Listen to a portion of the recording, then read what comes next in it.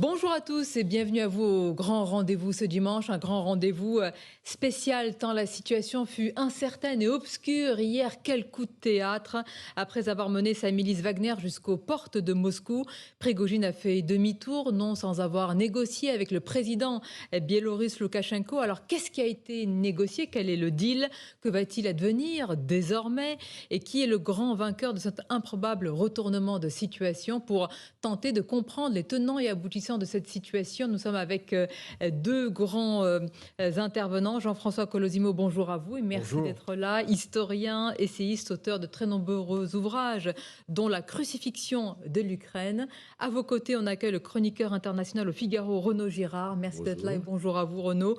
Auteur de nombreux ouvrages également, dont celui-ci, Quelle diplomatie pour la France. Et notez-le, nous serons à partir de 10h30 avec Monsieur Vladimir Fedorovski, écrivain et diplomate d'origine russo-ukrainienne. Et pour mener cette émission, évidemment, mes camarades, Stéphane Dupont des Échos. Bonjour à vous, Stéphane. Bonjour. Et Mathieu Boccoté. Bonjour, Mathieu. Bonjour. Coup de théâtre hier en début de soirée, alors que les hommes de Wagner roulaient vers Moscou, alors que la question de la chute de Poutine était dans toutes les têtes, alors que Moscou était quasiment en état de siège. Incroyable retournement de situation. Tout a changé après l'annonce de négociations entre Prigojine et le président biélorusse Loukachenko. Messieurs, et tout d'abord Jean-François Colosimo, comment vous expliquez avec un peu de recul ce matin ce revirement soudain et brutal? Alors d'abord, je crois qu'on sous-estime totalement la constitution mafieuse de l'État russe.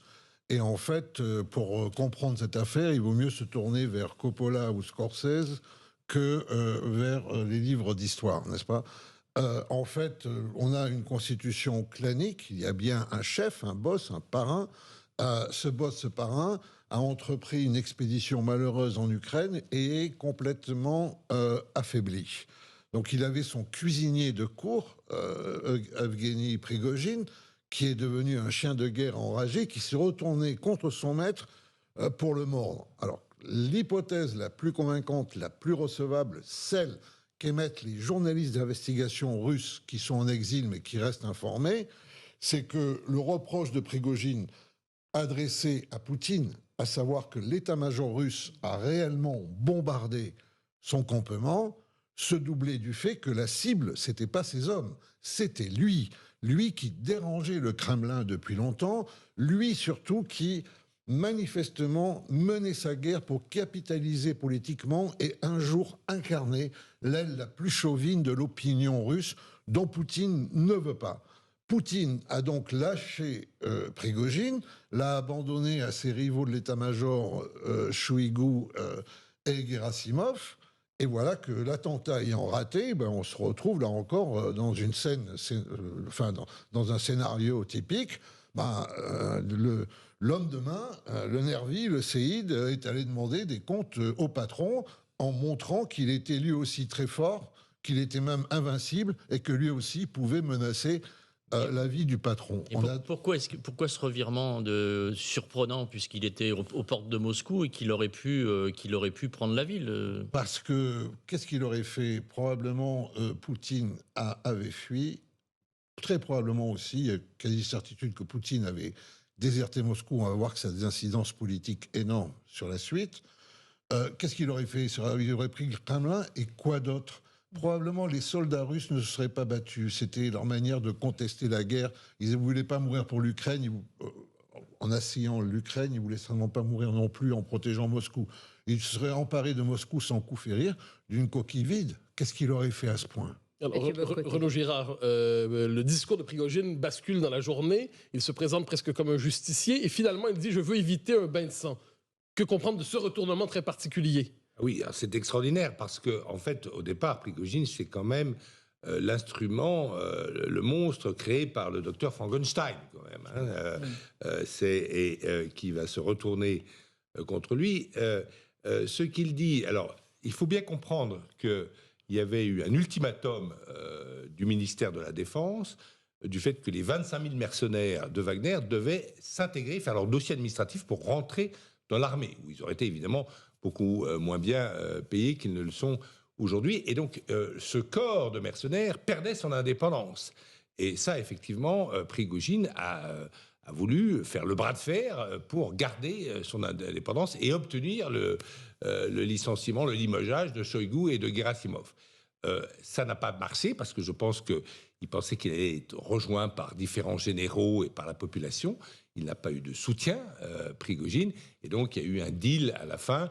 Il va aller donc en Biélorussie, se cacher en Biélorussie. Je lui conseille de vraiment bien se cacher et de surtout ne pas parler, parce que là, c'est on va évoquer l'avenir, mais vous pensez que Prigojine est un homme qui agit seul, qui n'a pas de soutien pour être allé aussi près quand même? Alors là, dans la capitale? je pense qu'il y a beaucoup de gens qui considèrent que Poutine est un mou, que Poutine maintenant, comme diraient les jeunes, est à la loose, que c'est un loser. Ce qui est très intéressant chez Prigojine, c'est qu'il n'a pas seulement critiqué tactiquement Poutine, c'est-à-dire les erreurs. Il a parlé des dizaines de milliers de soldats russes qui sont morts inutilement, a-t-il dit. Donc c'est pas seulement une critique comme on avait en 1917 contre le général Nivelle en France, c'est aussi une critique stratégique. Car dans sa déclaration de hier matin, Prigojine a critiqué l'entrée en guerre de l'Ukraine. Il a même dit que Poutine avait menti à la population et il avait promis, comme vous l'avez dit, de libérer la Russie du mensonge et de la corruption. Évidemment, il n'en a rien fait. Il a perdu. Il va aller se planquer. Il y a un deal. Certains des éléments, ceux qui n'ont pas pris la route vers Moscou, vont sans doute être intégrés dans l'armée russe. Les autres, je ne sais pas, vont peut-être revenir dans leur... Mais être allé aussi loin, c'est la question qu'on se pose. Jean-François Colosimo, voilà un homme, Prigojine, qui a non pas seulement critiqué l'état-major russe, qui a critiqué la stratégie de Poutine et finalement le fondement de la guerre, et qui va aujourd'hui tranquillement, presque en exil en Biélorussie, et le président Poutine affaibli, fragilisé, le laisserait ainsi, aurait négocié cela? Mais parce que Poutine n'a pas plus de pouvoir que ça. Il a perdu, je dirais, sa domination. Ça, c'est clair. Alors, revenons au fait. Lorsque Prigojine dit voilà, moi, je respecte le sang russe, c'est sacré. Bon, passons sur l'exagération. Tu vois, enfin, le sang russe qui coule en Ukraine et le sang ukrainien qui coule parfois mêlé de sang russe. En Ukraine, c'est énorme. Mais il veut dire par là, moi, je ne fais pas verser le sang. Sous-entendu, on a cherché à faire verser mon sang. Là, je crois que c'est très important de comprendre ça à l'envers. Le deuxième point, c'est que moi, je ne crois pas qu'il ait pu agir sans avoir des formes de feu vert implicites, en tout cas. Je ne parle pas d'appui, je dis simplement qu'il a dû, malgré tout, consulter, tâter le terrain avec quelques-uns véritablement des gradés du clan, que ce soit dans les services de sécurité ou les oligarques. À savoir qu'il a, je dirais, pris la température sur leur lien à Poutine. Et le lien de ces membres du clan à Poutine sont de plus en plus distendus. Enfin, il faut bien se rendre compte que Moscou a toujours été une ville, en fait, facile à prendre, parce que dès qu'on est à Rostov ou dès qu'on est à Kiev, c'est un toboggan pour aller à Moscou, et que, en fait, le pays est complètement dépeuplé de soldats, à l'heure qu'il est, évidemment, entre le front ukrainien, mais rappelez-vous aussi le Caucase, puisque l'armée russe a repris pied dans le Caucase à travers l'affaire du Haut-Karabakh. Le problème, c'est que Prigojine a rencontré un succès populaire. Ce succès populaire, il traduit notre difficulté à comprendre ce qui se passe dans l'opinion russe. On dit elle est passive. Oui, passivement, elle a dit c'est une histoire entre Prigojine et Poutine. Un succès populaire chez l'aile la plus chauvine du pays, pour reprendre votre formule? Oui, mais pas seulement. On a vu qu'il discute. Lorsqu'il est à Rostov-sur-le-Don, il a pris le quartier général du commandement des opérations en Ukraine. Il discute avec des gradés, des colonels, des commandants. C'est ça qu'on n'arrive pas à comprendre. Pourquoi, s'il a un tel succès auprès de ses militaires et de la population, pourquoi est-ce qu'en fin de journée, il lâche l'affaire? Et il lâche l'affaire parce qu'il n'a pas le soutien du véritable appareil de gouvernement, le même appareil de gouvernement qui entoure Poutine. Et parce que pour l'instant aussi, parce que nous voyons ça véritablement, nous sommes concentrés dans ce duel Prigojine-Poutine. Mais il est évident que Prigojine ne peut pas remplacer Poutine.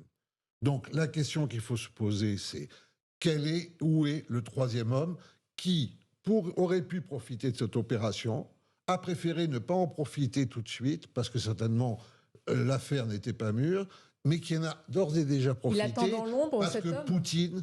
Parce que Poutine est affaibli, considérablement affaibli par Prigojine. Prigojine, c'est un peu dans cette affaire-là, je dirais, l'idiot utile de gens qui lui sont largement supérieurs. Alors, Renaud Girard, il y a un effet, presque du point de vue occidental, il y a un effet de contraste. On s'imaginait Vladimir Poutine à la tête de son pays, le tenant d'une main de fer, incontesté, presque incontestable. Et ce qu'on voit avec ça, dans la situation présente, c'est de Kadyrov de son côté, à Prigojine de l'autre, et des différentes factions qui se manifestent. On a davantage l'impression que c'est un pouvoir très affaibli aujourd'hui, où non seulement les barons ou les féodaux se permettent de contester le chef, mais mènent leur propre politique. Et en fait, le doublement de la surprise russe, puisque la première surprise russe pour les Occidentaux, c'est la faiblesse de cette armée qui attaque l'Ukraine en février 2022. Même les Américains croyaient cette armée extrêmement forte, puisqu'ils avaient proposé d'envoyer un avion pour exfiltrer Zelensky pour aller se réfugier aux États-Unis.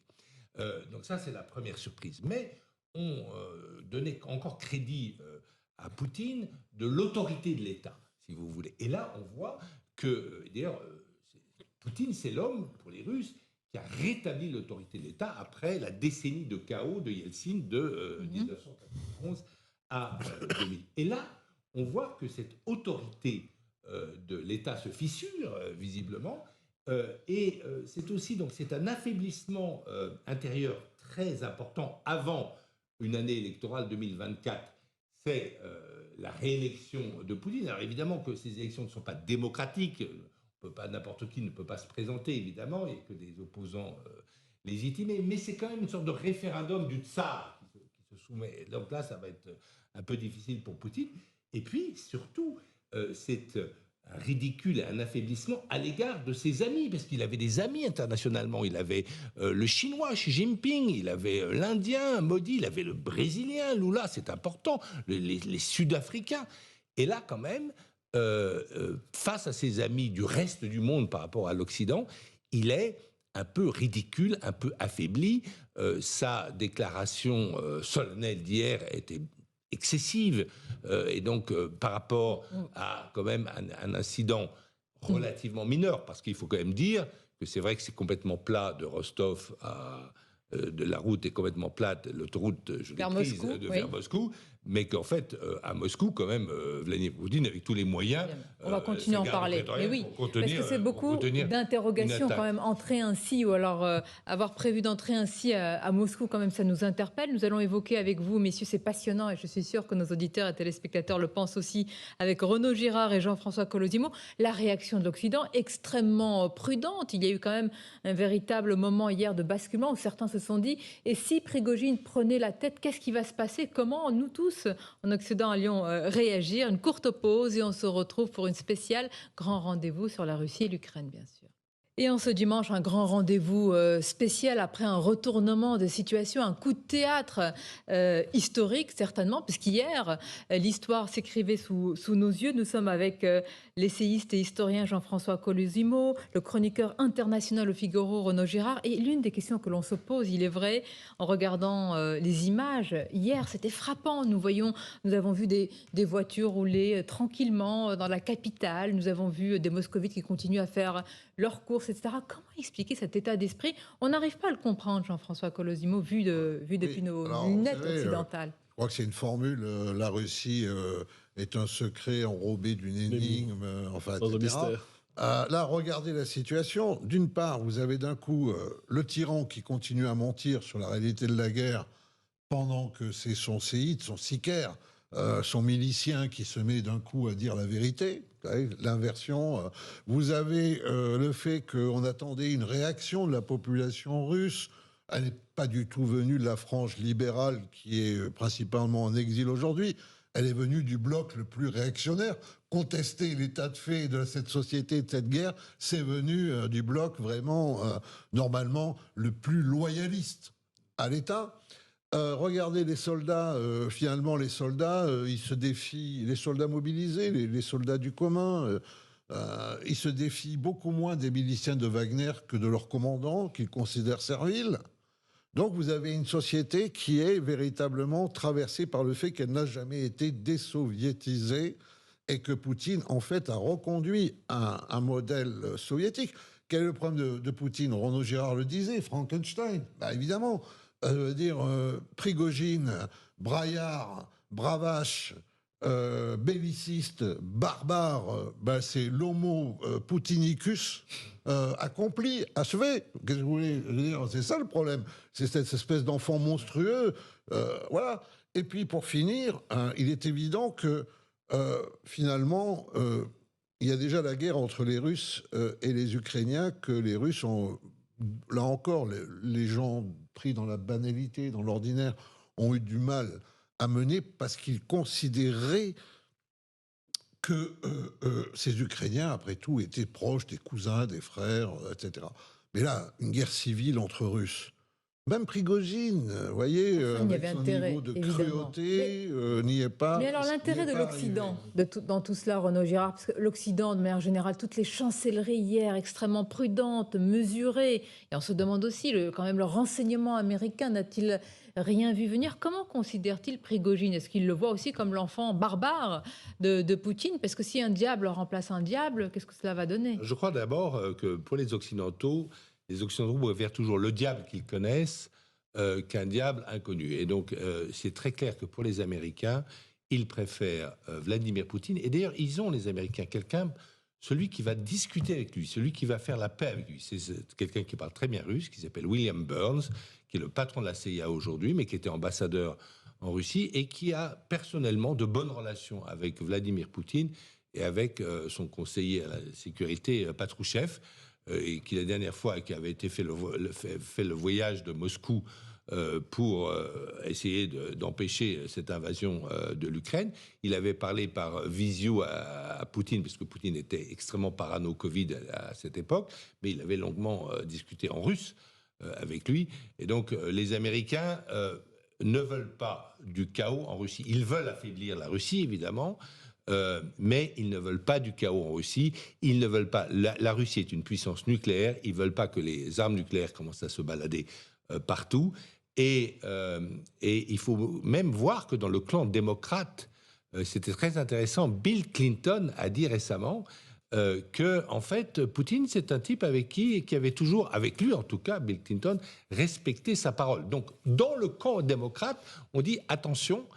C'est quand même sans doute avec lui qu'il va falloir, le jour venu, négocier la paix. Prigogine, les Américains, ou même les Européens, n'en veulent pas. C'est une tête brûlée. C'est un type qui a été condamné pour banditisme dans les années, au début des années... voilà, dans les années 1990.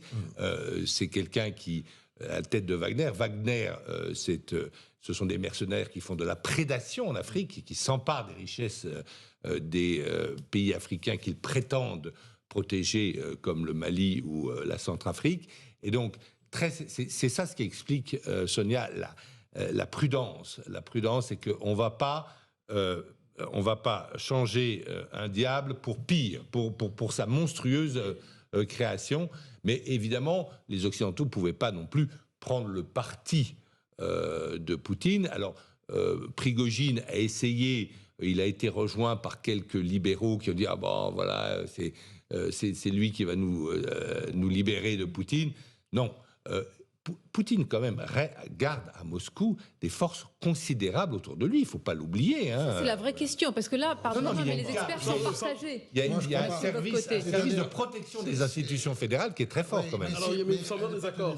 Si on dit Poutine, alors voilà, si on dit Poutine, c'est-à-dire, encore une fois, l'homme qui incarne le clan qui est au pouvoir, le clan qui est au pouvoir est stable. Maintenant, est-ce que ce clan veut avoir encore comme référent Vladimir Poutine? Ça n'est pas sûr du tout.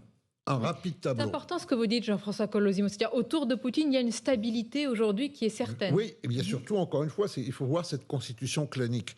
Donc aujourd'hui, vous avez Sergueï Narychkin. Bon, c'est descendant d'une famille d'aristocrates bolchevisés de force et mise à servir la GPU. Lui, c'est l'aile diplomatique. Il est avec Shoigu, le ministre. des armées, et il est avec Gerasimov, le généralissime. C'est l'aile diplomatique. Ils ont toujours détesté l'eurasisme, se tourner vers la Chine, ils veulent se tourner vers l'Europe, etc. Bon, mais ils ont été largement humiliés par Poutine, Narishkin lui-même, au moment de la déclaration de la guerre, on s'en souvient, c'était à la télévision, Poutine se moque de lui ouvertement. Shoigu et Gerasimov sont la cible de Prigojine, et Prigojine vient de gagner une manche contre eux. Donc ce clan-là va mal. Il y a l'autre clan, Igor Setkin. Ça, c'est le patron de Rosneft, le Gazprom du pétrole. Mais c'est un clan qui appartient au bloc au pouvoir. Tout ça, c'est le pouvoir. Mais ce sont des clans différents. Lui, c'est le vice-premier ministre, mais c'est surtout les oligarques. C'est un vieux camarade pétersbourgeois des années pétersbourgeoises de Poutine. Mais alors, autant Narishkin sait que son groupe, son petit groupe, le compte à rebours a commencé parce qu'ils ont été lâchés par Poutine, autant Setkin, lui, il veut que le business reprenne. Et puis, il y a le vrai pouvoir. Nikolai Patrouchev, l'homme qui accompagne Poutine depuis tous ses débuts. N'est-ce pas? L'homme qui tient l'administration, qui tient les services, qui tient la garde nationale, n'est-ce pas? Qui était contre l'invasion de l'Ukraine et qui a un fils, Dimitri, qui est le ministre de l'Agriculture, qui a 45 ans et qui a fait Harvard et qui serait une incarnation formidable d'une Russie nouvelle réconciliée avec le marché mondial. Fascinant et inquiétant de vous écouter, messieurs Jean-François Colosimo et Renaud Girard. On va marquer une pause. On va continuer à évoquer évidemment ces 24 heures qui ont ébranlé, en tous les cas, qui ont quand même fait trembler la Russie et bien au-delà. Nous serons dans quelques instants également avec l'écrivain Vladimir Fedorovski. On va aussi analyser maintenant que va-t-il se passer sur le terrain ukrainien, bien sûr, et puis plus largement, Prigojine va-t-il tout simplement aller se réfugier tranquillement en Biélorussie? Que peut faire encore Poutine? On se retrouve ensemble sur CNews et Europe 1. Et en ce dimanche, un grand rendez-vous spécial tant la situation fut incertaine et obscure. Hier, total renversement de situation. Nous en parlons avec nos invités, le chroniqueur international au Figaro, Renaud Girard, l'historien, essayiste Jean-François Colosimo. Dans quelques instants, nous serons avec Vladimir Fedorovski également. Et messieurs, hier, une question évidemment était sur toutes les lèvres. Que faisait Poutine tout ce temps? Certains ont émis l'hypothèse, Renaud Girard, qu'il ait quitté le Kremlin, d'autres affirmaient qu'il y était encore. Bref, pendant ces heures incroyables, où était Vladimir Poutine? Alors, je crois on a beaucoup surinterprété parce qu'on a traqué un avion gouvernemental qui est parti de Moscou à Pétersbourg, mais on n'a aucune preuve que Poutine était là. S'il y avait eu une photo de Poutine quittant Moscou, là, ça aurait été très, très, très dangereux pour son pouvoir. Je ne pense pas qu'il aurait pris ce risque. Parce que être exposé comme cela face à Prigojine, et je pense que quand même il avait toutes les réserves militaires à l'intérieur de Moscou pour stopper un éventuel attaque de cette colonne qu'on a vue, dont on a vu des images qui n'étaient pas si importantes que ça, et d'autre part Prigojine était attaqué au même moment sur ses arrières par les forces de Kadyrov. Donc c'était en fait la menace n'était pas aussi importante qu'il avait dit le matin même dans son discours. Non, je pense que Poutine ne pouvait pas se permettre. C'est le même constat, pardonnez-moi, Jean-François Colosimo. Elle n'avait pas quitté Moscou en décembre 1941. Est-ce que c'est le même constat, messieurs? Voilà. Non, moi je crois, là je serais en désaccord avec mon cher ami et éclaireur, très souvent, Renaud Girard. D'abord, le système de défense mis autour du Kremlin et autour de Moscou ne ressemble pas à celui qui aurait pu être censé protéger Poutine. Deuxièmement, même si ce n'est pas prouvable, je dirais que l'hypothèse de son départ, de sa fuite de Moscou est quand même très forte. Et en tout cas, c'est ce qui restera dans l'opinion russe. Troisièmement, son discours était totalement raté. L'évocation de 1917, d'un coup, etc. C'est donc, lui qui a donné... Selon vous, il est discrédité aujourd'hui auprès de... Oui, il a donné... C'est lui, d'un coup, il a dit 1917. Vous voyez ce que ça représente pour les Russes? Il dit, on est en train de revivre 1917. Bon, ben non, ça tourne à la farce, à la tragicomédie, triste et malheureuse, mais c'est... Bon. Et deuxièmement, il dit... les traîtres seront sévèrement punis. Est-ce qu'il est sévèrement puni aujourd'hui, Prigojine? Et en fait, on est dans ce même problème. Poutine n'est pas fou au sens clinique. Il est rentré dans une forme de déréalisation qui explique son aventurisme en Ukraine. Il a perdu pied avec la réalité, tout simplement. C'est pas faux, ça. C'est pas faux parce que. Là encore, il ne sait pas apprécier la Non, parce réalité. on l'a vu au sommet de Saint-Pétersbourg, hein, au sommet économique, où il y avait beaucoup de gens des BRICS qui sont venus, c'est-à-dire tous les gens qui ne sont pas, qui n'appartiennent pas au G7, qui ne sont pas des pro-occidentaux, qui sont venus au forum économique de Saint-Pétersbourg, où naguère Macron se rendait. Et là, c'était tout va bien, Madame la Marquise. Non, tout ne va pas bien, Madame la Marquise, tout ne va pas bien sur le front ukrainien et tout ne va pas bien à l'intérieur de votre pays, dont les élites ont fui depuis, les jeunes élites ont fui depuis février 2020. Il y a un côté, c'est vrai, un côté complètement débranché de la réalité de la part de Vladimir Poutine. Tout à en fait. 3 jours, il allait atteindre Kiev, tuer Zelensky, le remplacer par quelqu'un à sa botte. Et aujourd'hui, voilà, il a revécu la prise du palais d'hiver, dans lequel vraisemblablement il n'était pas, et qui n'était même pas protégé comme il aurait dû être.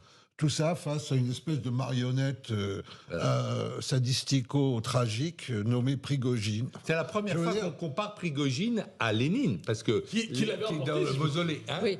Et surtout, Poutine se met dans la peau du perdant lorsqu'il parle ainsi. Tout à fait, Oui, tout à fait. Et il ne donne pas le nom de Prigogine. Le nom de Prigogine est apparu à la télévision russe le jour, en fait, de cette mascarade. Attendez, messieurs, ça veut dire que Poutine, hier, était en train de suivre les événements sur la télévision d'État russe?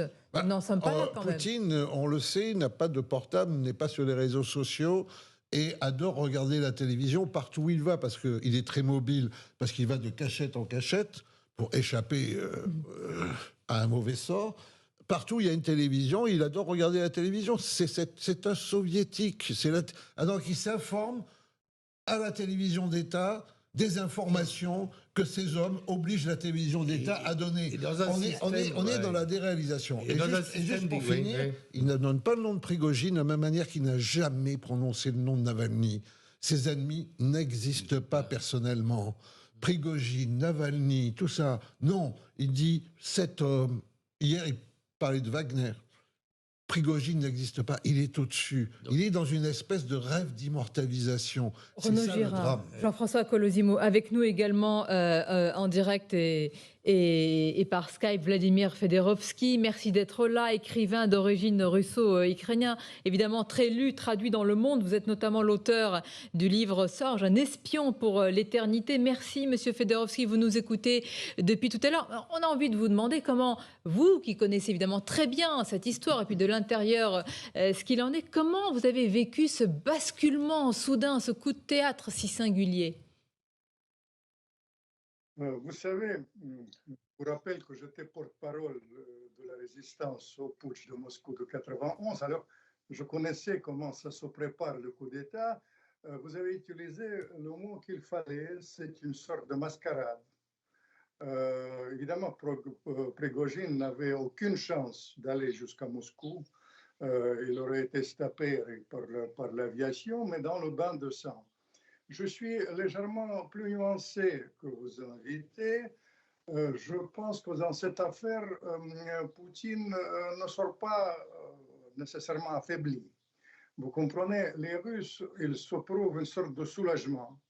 Aujourd'hui, que la guerre civile, ils craignent la guerre civile et la déstabilisation peut arriver à leur pays.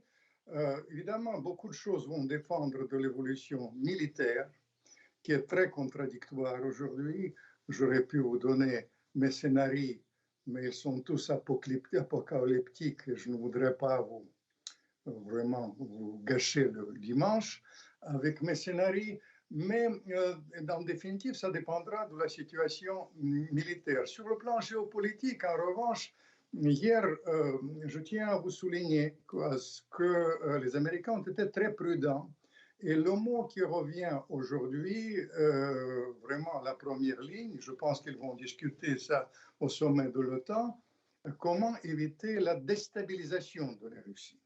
Et sur ce plan-là, c'est un revers à la fois de mainstream. Vous connaissez comment ça c'est dans les médias, ils vous ont raconté.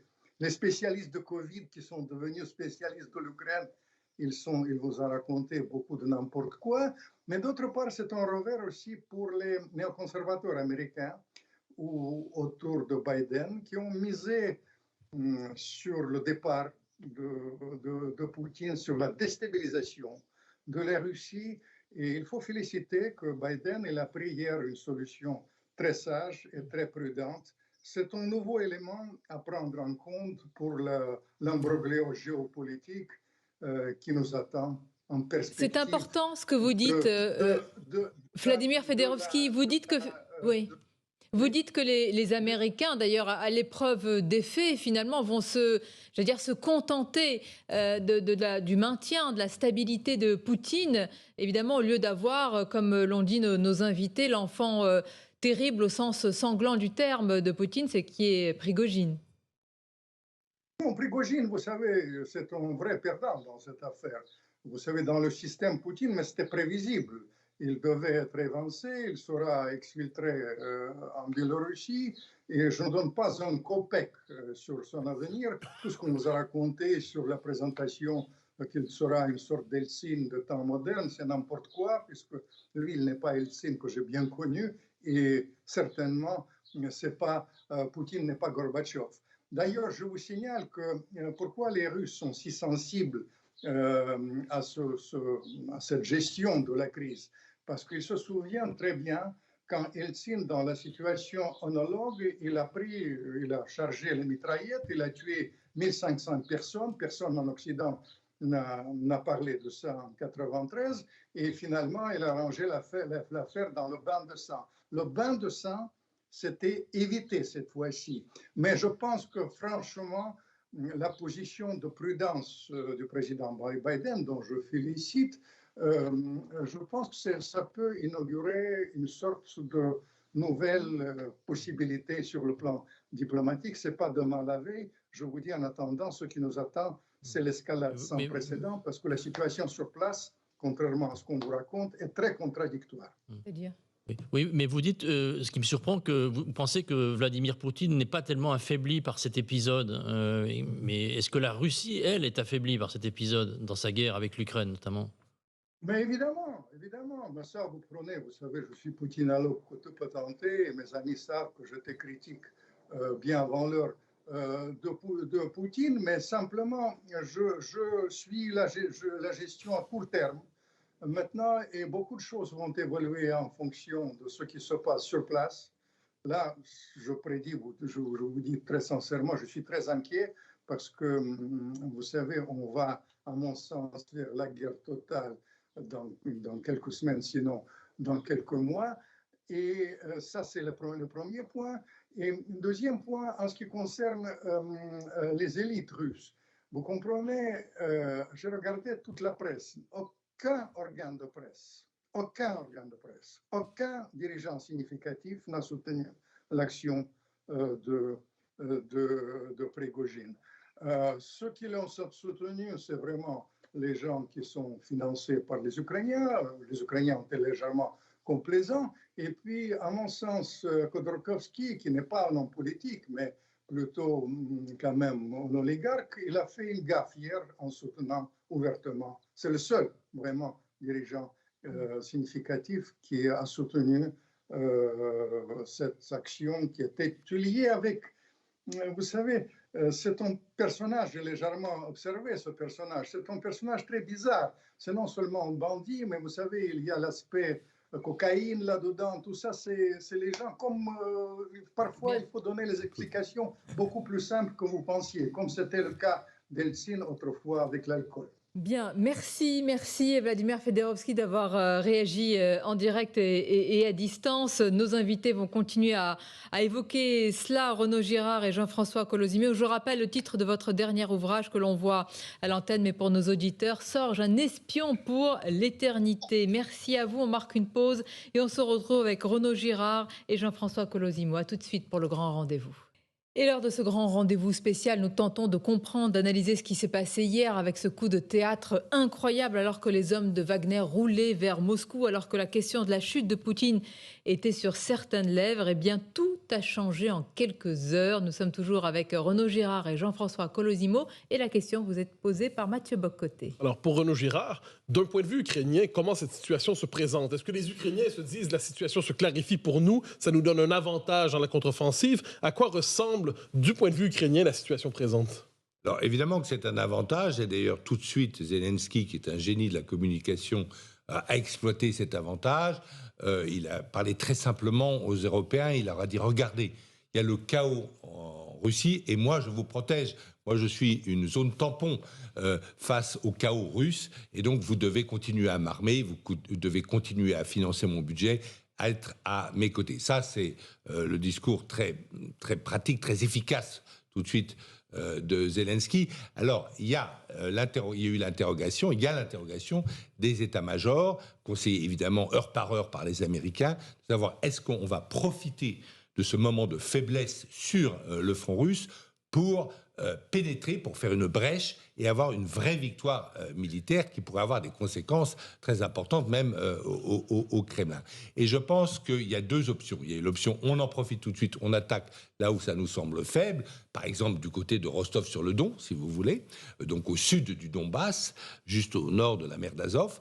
Ou bien il y a la deuxième option, et moi mon pari c'est que c'est l'option préférée par les Américains, c'est non, laissons les choses se faire, laissons la situation pourrir, ayons une appréhension meilleure de ce qui se passe réellement en Russie, parce que si vous attaquez maintenant, il y a un risque d'union sacrée des Russes contre cette attaque, contre des Ukrainiens qui profiteraient d'une déstabilisation russe pour attaquer l'Ukraine. Et d'ailleurs, on n'a pas vu énormément de changements sur le terrain. Hier, alors on va voir ça dans les prochaines heures, mais voilà. Mais c'est évidemment un service qui est rendu aux Ukrainiens, parce que là, ils ont la preuve. Regardez, la Russie se prétend un pays sérieux, un pays membre du Conseil de sécurité de l'ONU, un pays qui ne peut parler qu'avec les grands de ce monde. Eh bien non, c'est un pays dont la stabilité n'est plus du tout assurée. Et ça, c'est vraiment le bon langage qu'a su, en génie de la communication qu'il est, qu'a su donner Zelensky. Oui, Jean-François Colosimo, ce qui nous a frappé, là, Renaud Girard en parlait un instant, c'est la grande prudence des Occidentaux hier, même pratiquement leur silence. Je suis d'accord avec le lumineux commentaire de Renaud Girard. Il faut bien voir, c'est que nous nous battons, ou les Occidentaux se battent, pour maintenir la souveraineté de l'Ukraine qui a été agressée par Vladimir Poutine. Il faut toujours revenir quand même à ce point-là. C'est lui l'agresseur, n'est-ce pas? Mais à côté de ça, il est évident que si Washington, Berlin, Bruxelles et bien entendu Paris ont manifesté beaucoup de prudence, parce que si cet engagement auprès de l'Ukraine est vrai, la crainte qu'il y a derrière, c'est une décomposition de la Fédération de Russie qui viendrait après une défaite trop grave pour les Russes. On veut ramener les Russes à la raison, on veut qu'ils rentrent chez eux, mais on ne veut pas que la Fédération de Russie implose, parce qu'on se retrouverait alors avec une guerre de 30 ans comme l'Europe a connu, et il n'y aurait plus de paix possible. L'autre problème qui se pose, c'est que effectivement, en même temps, il me semble, et c'est peut-être ça qui ressort, et de cette faiblesse, de cette médiocrité tout de même qu'a montré Poutine dans cette affaire. Il est redevenu le petit apparatchik qu'il était. Comment vous l'expliquez? On l'avait présenté, quand je dis on, sur la scène internationale, il y a quelques années, c'était le stratège qui arrivait à retourner des situations géopolitiques. Alors depuis l'attaque de l'Ukraine, on voit les échecs, mais comment expliquer que il a tout perdu de ce flair? Peut-être que c'est une leçon pour Joe Biden, Emmanuel Macron, Scholz. C'est que Prigojine, lui, il a la manière de parler à Poutine que Poutine comprend rapidement. Vous voyez? Bon, alors ensuite, je crois que dans les ouvrages d'histoire du troisième millénaire, c'est ça le véritable problème qui devrait nous hanter plutôt. Il apparaîtra peut-être, on lira, que en raison de sa croisade contre un Occident assez imaginaire, décadent, corrompu, etc., Poutine, qui se présentait comme le suroccidental défenseur de la famille, de la patrie, du christianisme et le reste, il apparaîtra que c'est lui qui a provoqué le déclin de l'Occident face à la Chine en mobilisant toutes les forces occidentales autour d'un faux combat, parce que ce faux combat, il est faux. Pourquoi ? Parce que l'Ukraine a le droit d'exister, les Ukrainiens sont différents des Russes culturellement, linguistiquement, et que Poutine a raté tragiquement le fait de s'accommoder avec les Ukrainiens pour être plus fort. Il a cru en fait à l'empire de la force, à l'empire unilatéral de la force, et depuis nous n'arrivons pas à sortir de ce marasme complet, parce qu'en fait le conflit qu'il a provoqué est mondialisé. Il touche le pétrole, le gaz, les céréales, il touche l'entier monde. Et en fait, on voit là que Poutine est vraiment un mauvais génie, à commencer pour les Russes. Et les Occidentaux... Pour les Russes qui perdent leur sang, qui perdent leur démographie, qui perdent leur esprit et qui connaissent une nouvelle immigration massive, où le meilleur des Russes, en fait, aujourd'hui, vit à l'étranger. C'est ça, cette immense catastrophe. Là-dedans, qu'est-ce qu'a fait Prigojine, le bouffon du roi ? Il a montré que le roi est nu. Et les Occidentaux, je pense que les Occidentaux ne perdent pas espoir, c'est pour ça qu'ils sont prudents, ne perdent pas l'espoir à très long terme. Parce que même des gens comme Biden et évidemment Macron aussi pensent à long terme. L'idée, c'est qu'il faudra un jour essayer de ramener la Russie dans la famille européenne, parce que la Russie, finalement, a été dans la famille européenne, parfois un peu tumultueuse, mais depuis Pierre le Grand, grosso modo. À la négociation de Vienne, la Russie est complètement là. Parce qu'ils ne veulent pas le chaos, comme l'a très bien dit Jean-François Colosimo, ils ne veulent pas le chaos dans un pays nucléaire, mais ils ne veulent pas surtout que la Chine s'empare de la Sibérie, s'empare de tous ces territoires vides. Et ça, c'est la politique de Macron.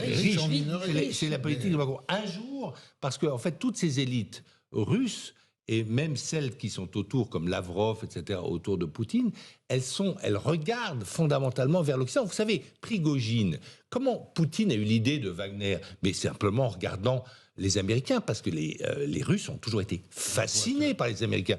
Et Prigojine, Wagner, c'est l'imitation de Blackwater. Vous voulez dire que Wagner, c'est un enfant indirect des États-Unis ? Ah non, c'est une imitation, une mauvaise imitation par les Russes, de Blackwater, c'est-à-dire qui a été utilisé une armée privée qui a été utilisée dans l'invasion américaine illégale de l'Irak. Mais simplement, quand cette milice Blackwater a commencé à commettre des exactions, là, le Pentagone l'a coupé. Ce qui n'a pas été fait, ou très tard, par rapport à Prigojine, par rapport à Wagner. Mais que va devenir Wagner ? La différence des États-Unis, c'est que les États-Unis se trouvent toujours quand même un petit juge au fin fond du Kansas pour ouvrir une action contre les exactions de Blackwater. Et puis des contre-pouvoirs, ce qui n'arrivera pas en Russie, voilà. Où malheureusement les juges, on le sait, agissent sur ordre pour l'Irak, politique. C'est pas tellement arrivé. Oui, au début des années 90, après la chute du mur de Berlin, plusieurs se disaient que la Russie allait devenir finalement un autre pays d'Europe, un pays européanisé, une démocratie libérale un peu plus grande que les autres, un peu plus complexe, mais néanmoins une extension de l'Europe. Est-ce que ce rêve pourrait ressurgir aujourd'hui, ou est-ce que la Russie est condamnée à une différence irréductible par rapport à l'Europe ? Vous savez que la perte de l'Union soviétique a ramené la Russie, les dimensions physiques de la Russie, aux frontières de Catherine la Grande, c'est-à-dire avant l'expansion. Il n'empêche que ça reste le plus grand pays du monde sur 8 fuseaux horaires aujourd'hui, n'est-ce pas ? Donc ce pays gigantesque, vous savez, on demandait à André Malraux, est-ce que la Russie est en Europe ou en Asie ? Malraux répondait, la Russie est en Russie. Bon, c'est un Orient-Occident. C'est pour ça que nous avons besoin de la Russie, parce que c'est avec la Russie que nous pouvons faire face à l'Asie. Mais la Russie avec qui à sa tête ? Mais pas la Russie de Vladimir Poutine. Il nous reste 1 minute pour conclure. La traîtrise de Poutine, c'est la traîtrise de la Russie. Renaud Girard et Jean-François Colosimo, une question de conclusion. J'allais dire, vous-même, vous connaissez parfaitement ces plaques tectoniques géopolitiques. Comment vous-même, vous l'avez vécu hier ? Je pense que ce qui est très important, c'est de garder le contact culturel avec les Russes, avec les universités russes. On a coupé un peu tout. Je parlais ce matin à une spécialiste de l'EHESS, de la Russie. Elle disait non, je ne peux plus y aller parce que nous avons coupé, les administrations ont coupé. Non, au contraire, il faut rester tout à fait en contact avec cette jeunesse russe, cette élite russe, parce qu'effectivement, comme vous l'avez dit, il faut trouver, il faut chercher, il faudra un moment parler à un nouveau pouvoir russe. Comme Margaret Thatcher avait été la première, elle avait très bien su parler à ce nouveau pouvoir qui émergeait, qui était Mikhail Gorbatchev. Et je pense qu'il faut se préparer intellectuellement. Il ne faut surtout pas couper les liens intellectuels et culturels avec la Russie. Également, Moi, ce que j'ai pensé hier, c'est que les monstres existent réellement, ils prolifèrent, ils sont de toutes sortes. Le monstre Poutine se confronte au monstre Prigojine. Ce sont deux monstres très inégaux, hein, mais deux monstres quand même. Mais j'ai constaté hier que la force principale des monstres, c'est en fait l'impression qu'ils exercent sur notre imaginaire et que les monstres peuvent se dégonfler et peuvent être dégonflés. On l'a vu hier. Au fond, finalement, Vladimir Poutine est apparu vraiment comme un petit bonhomme, au fond, assez misérable. Mais toujours à la tête de son pays, contrairement à ce qui a été dit hier en quelques heures. Oui, mais soumis soudainement soumis à un énergumène et comme tétanisé, paralysé. Voilà, je pense que Renaud Girard a raison. Il faut nous remettre en dialogue avec ce que la Russie compte d'intelligence et refuser cette déviation barbare de la Russie qui tient à un héritage communiste non soldé. Ceci dit, la paix, il faudra la faire avec Poutine et ce seront les Américains qui directement la feront avec Poutine. Ce sera le mot de la fin et vous êtes d'accord, messieurs. Merci pour cette heure passionnante, pour cette analyse à chaud avec très peu de recul. Renaud Girard, Jean-François Colosimo. Je remercie également mes camarades Mathieu Bocoté et Stéphane Dupont. Merci de nous avoir suivis sur Europe 1 et CNews. Bel après-midi à vous, bien sûr.